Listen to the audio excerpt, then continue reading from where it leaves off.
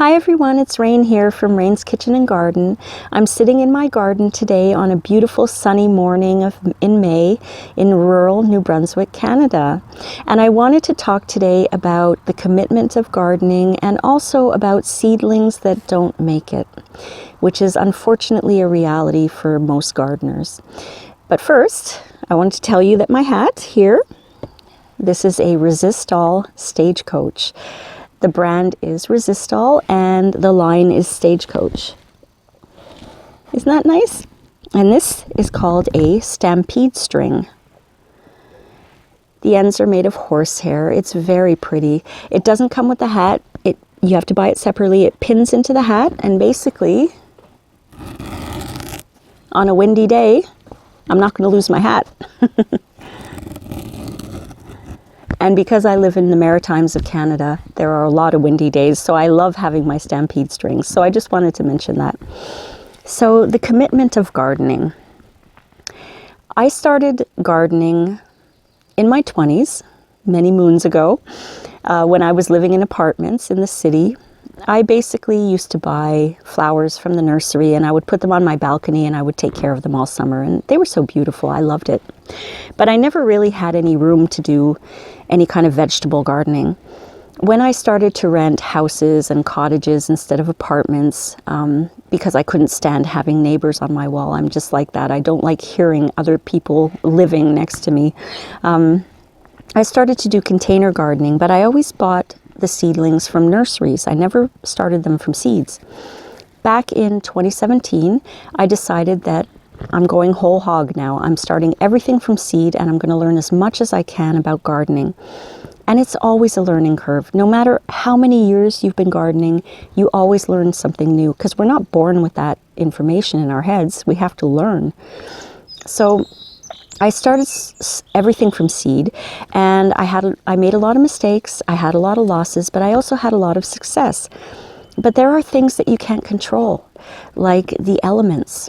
One summer, I remember it was the rainiest summer we'd had in a long time. I had powdery mildew all over my pumpkin patch and my squash patch. All of my tomatoes developed these black spots all over them, and they were inedible. And none of my warm weather crops actually succeeded. So it was a horrible, horrible season for gardening. And another thing you can't really control is the seed itself. Once you plant it, you hope that it'll germinate. You try your best to give it everything that it needs to germinate. But sometimes the seed is no good. Like this year I planted a whole bunch of butter crunch lettuce. None of them popped up yet. So yesterday I planted some more. Lo and behold, this morning I'm seeing little seeds pop up. So I had a pack of bad seeds. So there are things that you can't really control. But what you can control is your commitment. It takes time and it takes care to have a garden, especially when you're starting from seed. And like me, when you don't have grow lights and when you have a very short growing season, you have to start your seeds indoors. I start my seeds indoors and I put them in my sunniest windows. And as I mentioned in a previous video, I started my seeds with the knowledge at the time from watching the weather that I would have a week of sunny days. So I thought, great, they'll germinate quick and the sun will give them enough carbohydrates so that they'll develop structure and a very strong stem, and I'll have great seedlings and everything's going to be perfect. But then Murphy's Law, right? Whatever could happen will happen.